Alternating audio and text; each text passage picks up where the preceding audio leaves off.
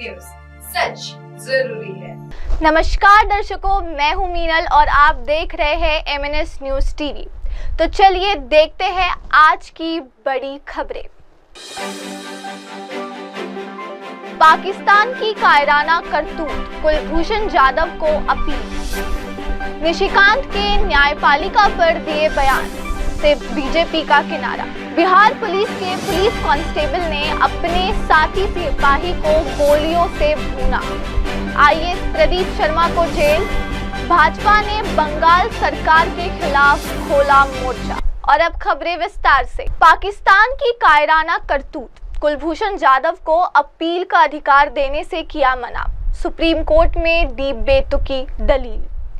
कुलभूषण जाधव पर पाकिस्तान भारतीय जासूस होने का आरोप लगता है। अब पाकिस्तान के रक्षा मंत्रालय ने वहां के सुप्रीम कोर्ट को बताया है कि कुलभूषण जाधव को अंतर्राष्ट्रीय न्यायालय यानी कि आईसीजे से सिर्फ काउंसलर एक्सेस देने का आदेश दिया गया था और कुलभूषण जाधव के पास अपील करने का अधिकार नहीं है। दरअसल पाकिस्तान का सुप्रीम कोर्ट पूर्व प्रधानमंत्री इमरान खान की गिरफ्तारी के बाद 9 मई 2023 को पाकिस्तान में भड़की हिंसा के आरोपियों के मामले पर सुनवाई कर रहा था। इस दौरान दावा किया गया कि हिंसा के लिए सैन्य अदालत द्वारा दोषी ठहराए गए लोगों को अपील का अधिकार नहीं दिया गया है, जबकि भारतीय नागरिक कुलभूषण जाधव को अपील का अधिकार दिया गया। इसके जवाब में ही पाकिस्तान के रक्षा मंत्रालय ने बताया कि कुलभूषण जाधव को अपील का अधिकार नहीं दिया गया, बल्कि इन्हें आईसीजे के आदेश के बाद सिर्फ काउंसलर एक्सेस किया गया था। कुलभूषण जाधव एक सेवानिवृत्त नौसेना अधिकारी है जो सेवानिवृत्ति के बाद ईरान के चाबहार में व्यवसाय कर रहे थे। साल 2016 में पाकिस्तान ने कथित तौर पर कुलभूषण जाधव का अपहरण कर लिया और उन पर भारत का जासूस होने का आरोप लगाकर जेल में बंद कर दिया। एक साल बाद यानी 2017 में पाकिस्तान की सैन्य अदालत ने जासूसी के आरोप में कुलभूषण जाधव को मौत की सजा सुना दी। भारत ने इस फैसले का कड़ा विरोध किया और इसके खिलाफ अंतर्राष्ट्रीय न्यायालय में अपील की। अंतर्राष्ट्रीय न्यायालय ने भारत के पक्ष में फैसला सुनाते हुए कुलभूषण जाधव की मौत की सजा पर रोक लगा दी और पाकिस्तान को सुनवाई की समीक्षा करने और भारतीय नागरिक को काउंसलर एक्सेस देने का आदेश दिया। कुलभूषण जाधव पर पाकिस्तान भारतीय जासूस होने का आरोप लगता है। अब पाकिस्तान के रक्षा मंत्रालय ने वहां के सुप्रीम कोर्ट को बताया है कि कुलभूषण जाधव को अंतर्राष्ट्रीय न्यायालय यानी कि आईसीजे से सिर्फ काउंसलर एक्सेस देने का आदेश दिया गया था और कुलभूषण जाधव के पास अपील करने का अधिकार नहीं है। दरअसल पाकिस्तान का सुप्रीम कोर्ट पूर्व प्रधानमंत्री इमरान खान की गिरफ्तारी के बाद 9 मई 2023 को पाकिस्तान में भड़की हिंसा के आरोपियों के मामले पर सुनवाई कर रहा था। इस दौरान दावा किया गया कि हिंसा के लिए सैन्य अदालत द्वारा दोषी ठहराए गए लोगों को अपील का अधिकार नहीं दिया गया है, जबकि भारतीय नागरिक कुलभूषण जाधव को अपील का अधिकार दिया गया। इसके जवाब में ही पाकिस्तान के रक्षा मंत्रालय ने बताया कि कुलभूषण जाधव को अपील का अधिकार नहीं दिया गया, बल्कि इन्हें आईसीजे के आदेश के बाद सिर्फ काउंसलर एक्सेस किया गया था। कुलभूषण जाधव एक सेवानिवृत्त नौसेना अधिकारी है जो सेवानिवृत्ति के बाद ईरान के चाबहार में व्यवसाय कर रहे थे। साल 2016 में पाकिस्तान ने कथित तौर पर कुलभूषण जाधव का अपहरण कर लिया और उन पर भारत का जासूस होने का आरोप लगाकर जेल में बंद कर दिया। एक साल बाद यानी 2017 में पाकिस्तान की सैन्य अदालत ने जासूसी के आरोप में कुलभूषण जाधव को मौत की सजा सुना दी। भारत ने इस फैसले का कड़ा विरोध किया और इसके खिलाफ अंतर्राष्ट्रीय न्यायालय में अपील की। अंतर्राष्ट्रीय न्यायालय ने भारत के पक्ष में फैसला सुनाते हुए कुलभूषण जाधव की मौत की सजा पर रोक लगा दी और पाकिस्तान को सुनवाई की समीक्षा करने और भारतीय नागरिक को काउंसलर एक्सेस देने का आदेश दिया। कुलभूषण जाधव पर पाकिस्तान भारतीय जासूस होने का आरोप लगता है।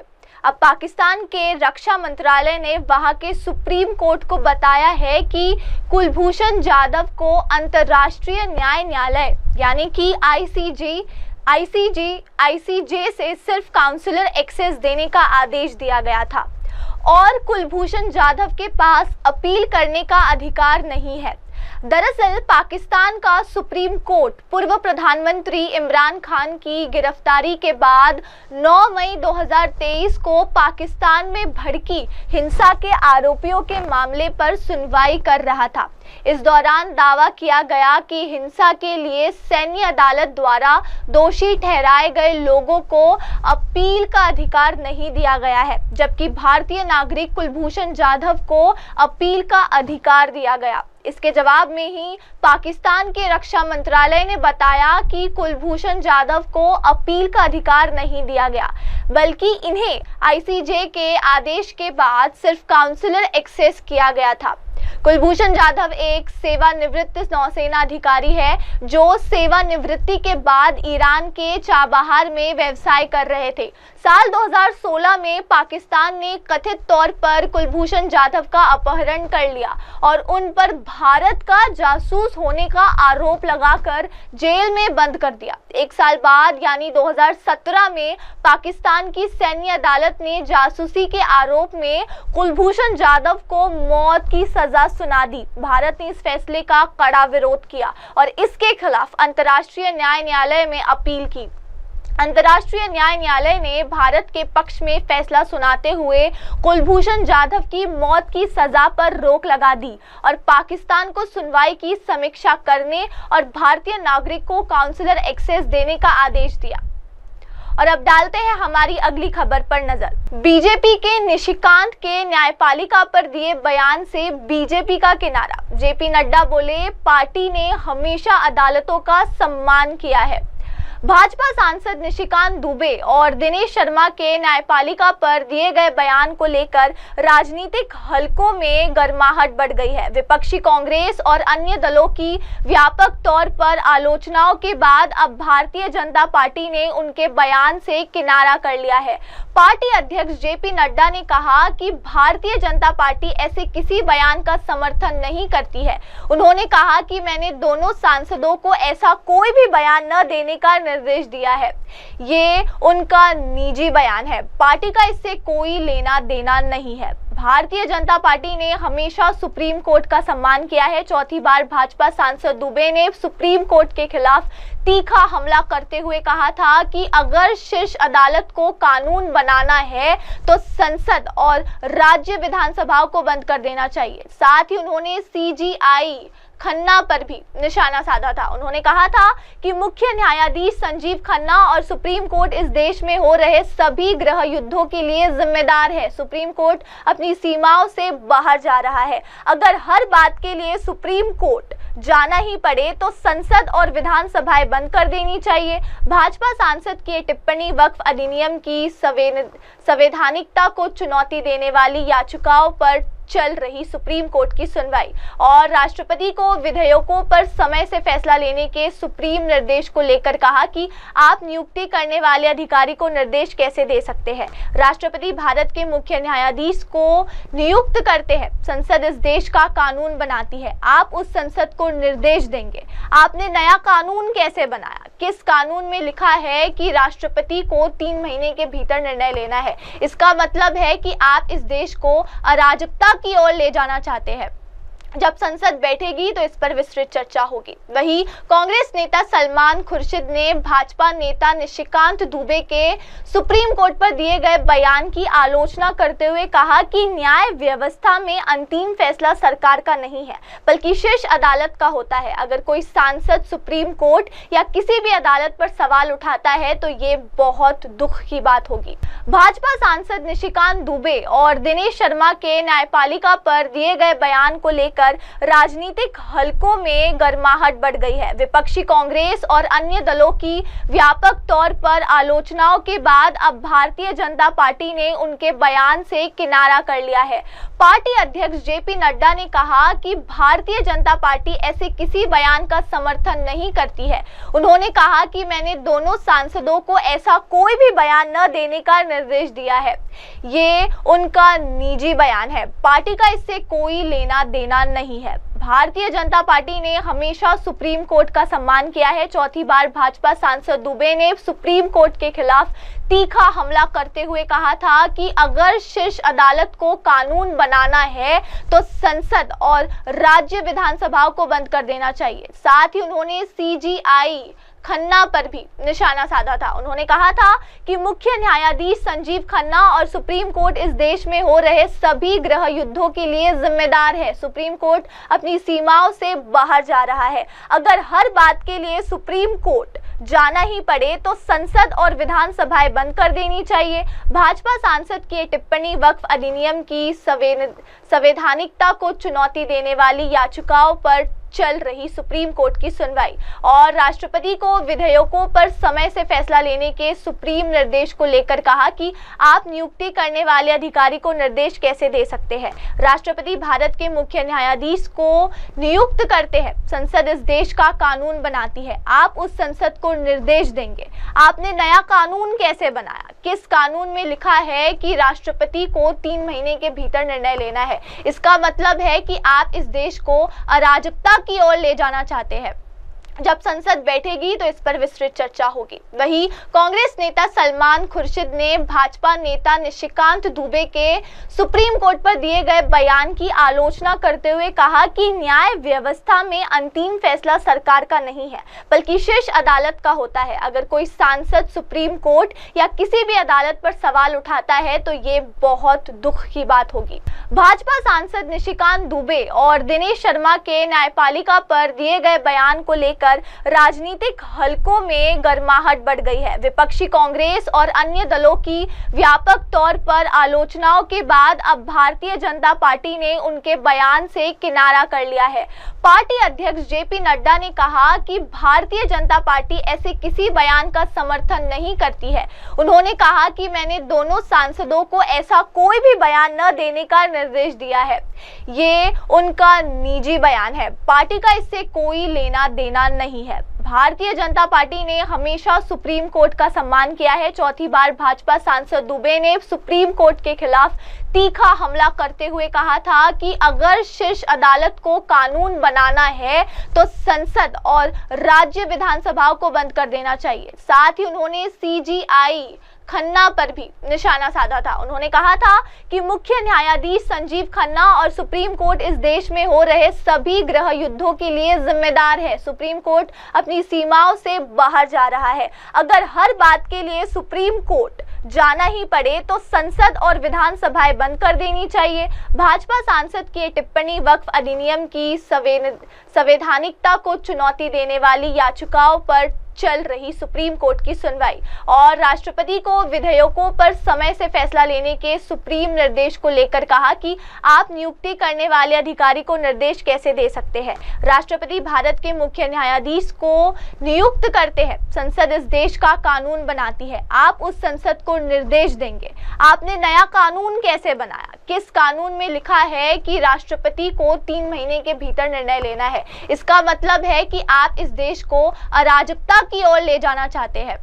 जब संसद बैठेगी तो इस पर विस्तृत चर्चा होगी। वहीं कांग्रेस नेता सलमान खुर्शीद ने भाजपा नेता निशिकांत दुबे के सुप्रीम कोर्ट पर दिए गए बयान की आलोचना करते हुए कहा कि न्याय व्यवस्था में अंतिम फैसला सरकार का नहीं है बल्कि शीर्ष अदालत का होता है। अगर कोई सांसद सुप्रीम कोर्ट या किसी भी अदालत पर सवाल उठाता है तो ये बहुत दुख की बात होगी। और चलिए डालते हैं हमारी अगली खबर पर नजर। बिहार पुलिस के पुलिस कांस्टेबल ने अपने साथी सिपाही को गोलियों से भूना।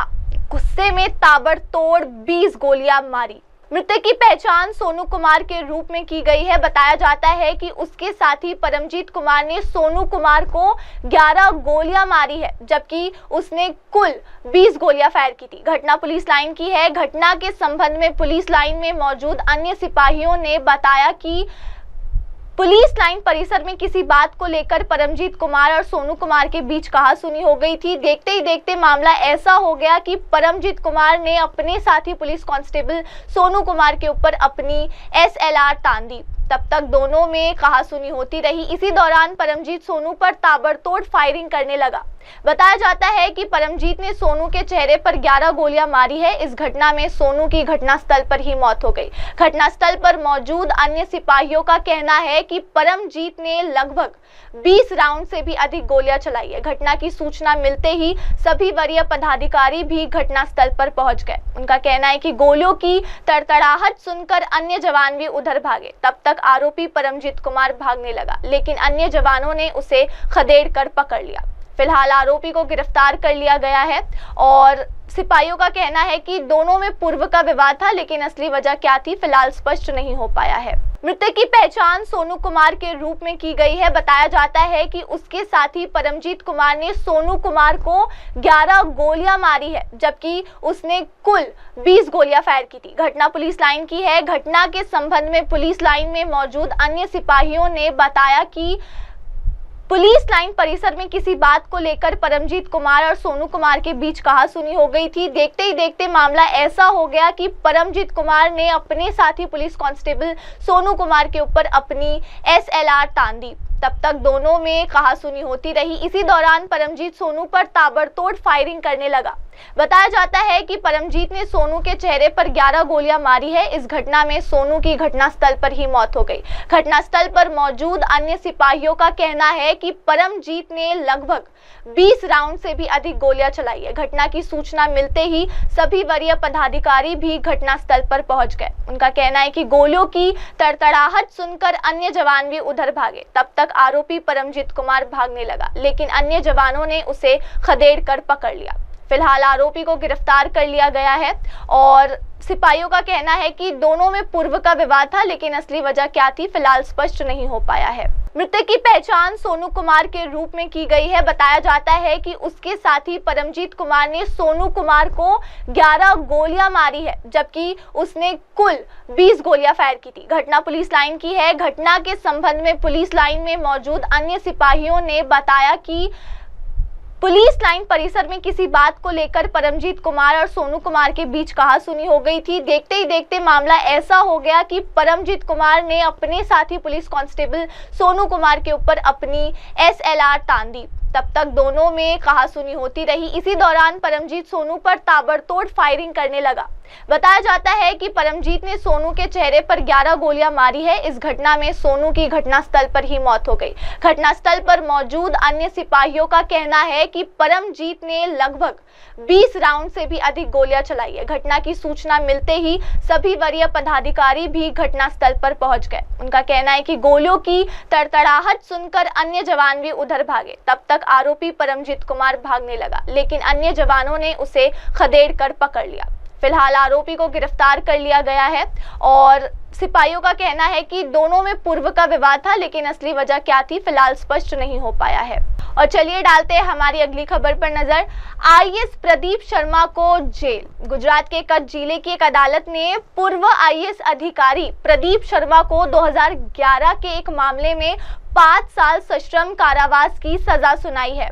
ये सजा 2011 के एक मामले में सुनाई गई थी। ये मामला था कि प्रदीप शर्मा ने एक प्राइवेट कंपनी को सरकारी जमीन आवंटित करने में गड़बड़ी की थी। उस समय वे जिले के कलेक्टर थे। इस गड़बड़ी से सरकारी खजाने को नुकसान हुआ था। अदालत ने प्रदीप शर्मा के साथ साथ शहरी योजनाकार नट्टूभाई देसाई, तत्कालीन मामलादार नरेंद्र प्रजापति और तत्कालीन निवासी डिप्टी कलेक्टर अजीत सिंह झाला को भी 5 साल की कैद की सजा सुनाई है।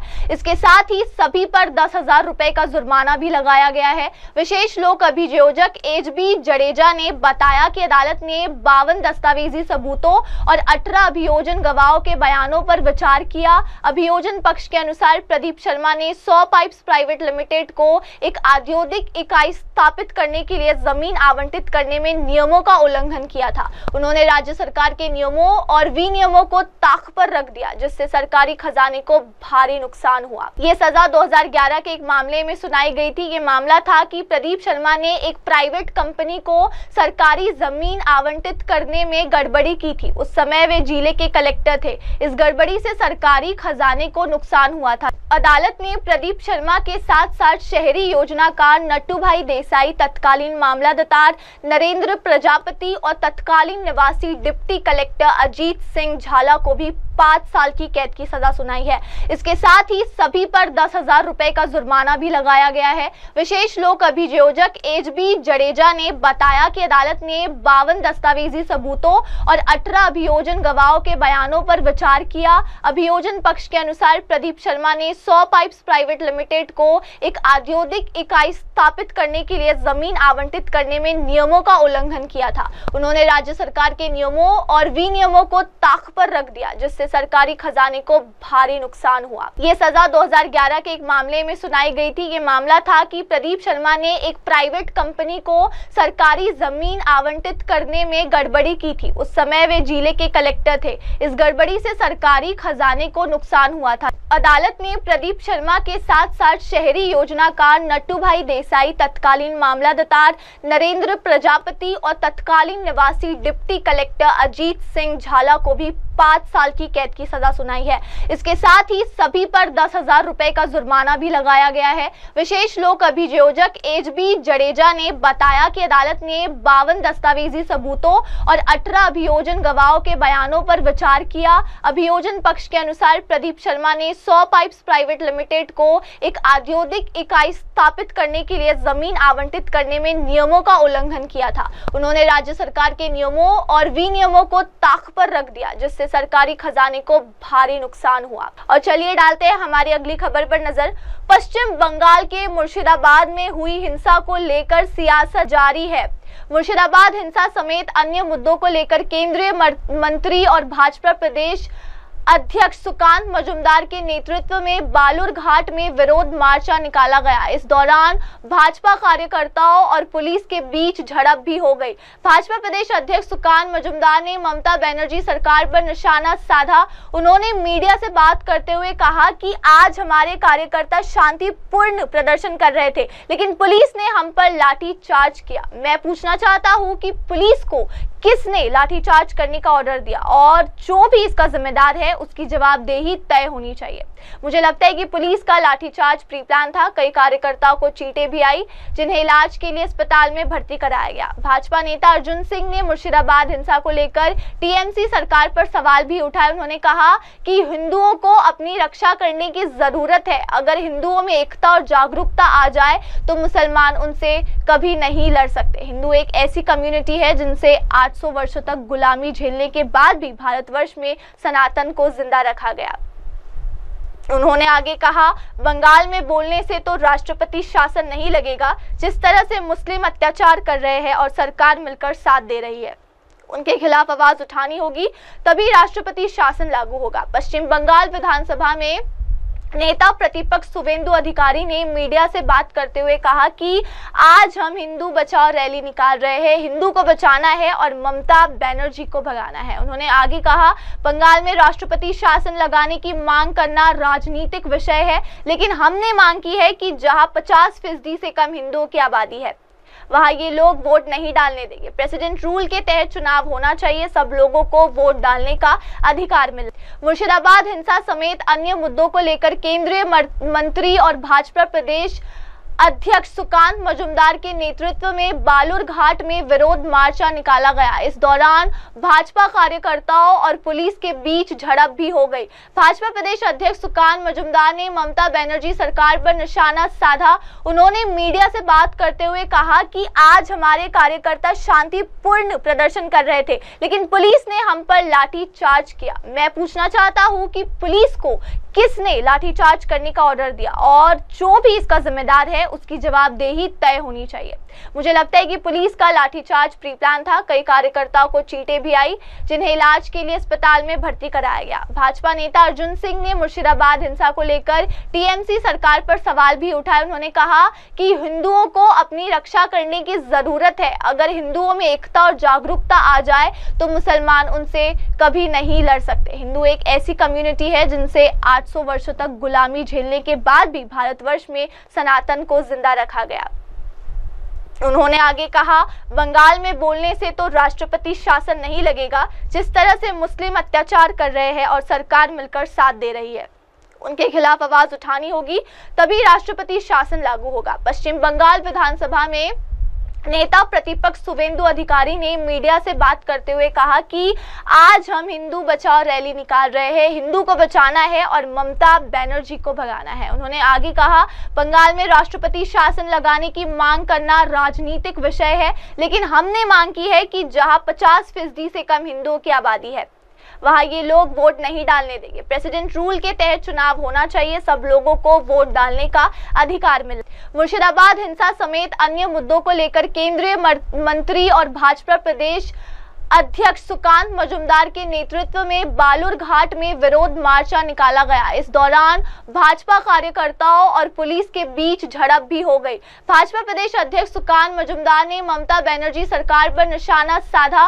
उन्होंने मीडिया से बात करते हुए कहा कि आज हमारे कार्यकर्ता शांतिपूर्ण प्रदर्शन कर रहे थे, लेकिन पुलिस ने हम पर लाठीचार्ज किया। मैं पूछना चाहता हूं कि पुलिस को किसने लाठीचार्ज करने का ऑर्डर दिया और जो भी इसका जिम्मेदार है उसकी जवाबदेही तय होनी चाहिए।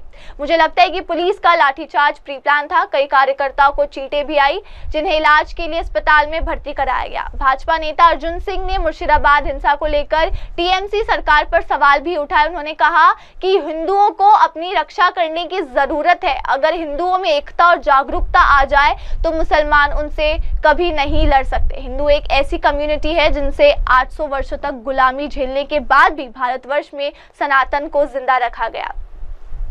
उन्होंने आगे कहा, बंगाल में बोलने से तो राष्ट्रपति शासन नहीं लगेगा। जिस तरह से मुस्लिम अत्याचार कर रहे हैं और सरकार मिलकर साथ दे रही है, उनके खिलाफ आवाज उठानी होगी, तभी राष्ट्रपति शासन लागू होगा। पश्चिम बंगाल विधानसभा में नेता प्रतिपक्ष शुवेंदु अधिकारी ने मीडिया से बात करते हुए कहा कि आज हम हिंदू बचाओ रैली निकाल रहे हैं। हिंदू को बचाना है और ममता बनर्जी को भगाना है। उन्होंने आगे कहा, बंगाल में राष्ट्रपति शासन लगाने की मांग करना राजनीतिक विषय है, लेकिन हमने मांग की है कि जहां 50% से कम हिंदुओं की आबादी है वहां ये लोग वोट नहीं डालने देंगे। प्रेसिडेंट रूल के तहत चुनाव होना चाहिए, सब लोगों को वोट डालने का अधिकार मिले। तो दर्शकों, अब वक्त हो चला है एक ब्रेक का। ब्रेक के बाद लौटेंगे और जानेंगे दुनिया भर की तमाम खबरें। आप बने रहे हमारे साथ एमएनएस न्यूज टीवी। नमस्कार, मैं हूं Abhishek Bachchan. Keep watching MNS news. आप देख रहे हैं एमएनएस न्यूज, सच जरूरी।